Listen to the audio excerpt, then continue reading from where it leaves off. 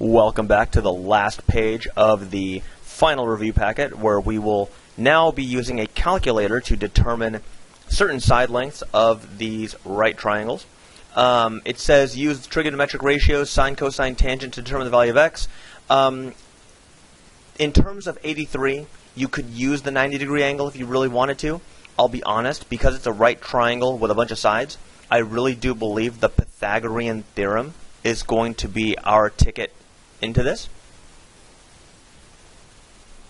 So from here, go ahead and simplify. So we've got 64 plus x squared is equal to 225. If you subtract 64 from either side, you get x squared equals, looks like 1 down here. Let's see here. 161 is what I'm getting. Take the square root, you get x equals rad 161. And that seems to be the answer that we're looking for. Now in this case, with 90, we're being asked to solve for an angle, which means if I see an angle being solved for, that means that I'm going to be using some type of inverse trig function, sine inverse, cos inverse, or tan inverse. Just depends on what the relationship given to me is. I've got this angle, and from this angle's perspective, I have a side that is opposite of that angle and a hypotenuse. So, angle, opposite, hypotenuse, it sounds to me like sine of x is going to be 18 over 26.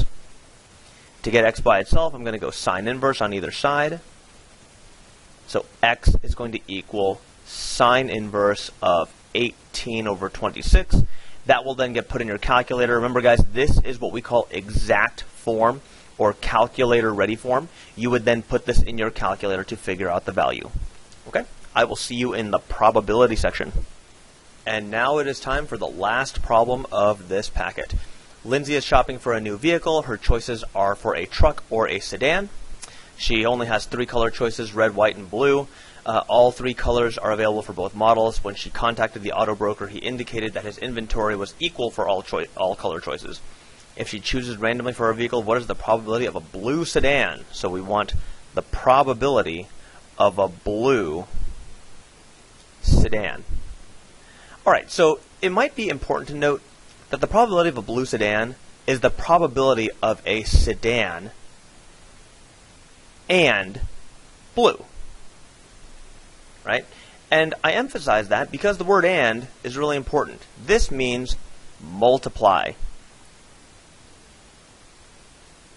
Okay?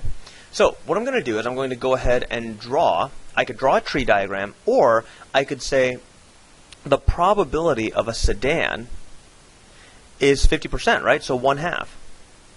The probability, and again, I don't need a tree model or an area model for this because the probabilities are relatively straightforward. The probability of blue is going to be 1/3. So if I want it to be a sedan and blue, well, that looks like it's going to be 1/6 if she randomly chose the blue sedan. So that will do it for the first day of review. On Monday, you will get 1 problem from each section, and go ahead and start working on the packets, and we will see you later.